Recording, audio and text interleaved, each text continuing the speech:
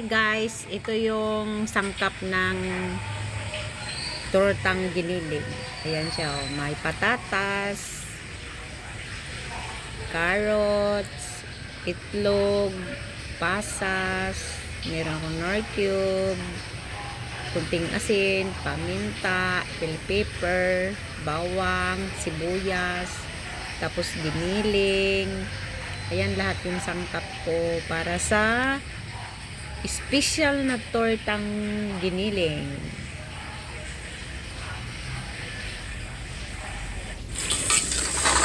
Ito na siya, naluto na.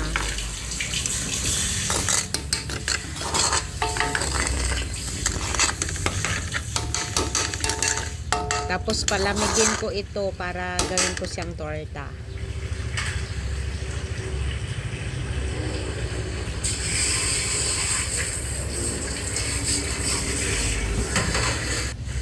Ayun, ito na siya.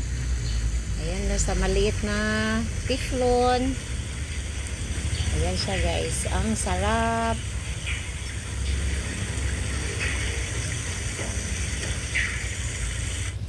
Ayan, dito na sa pinggan ko.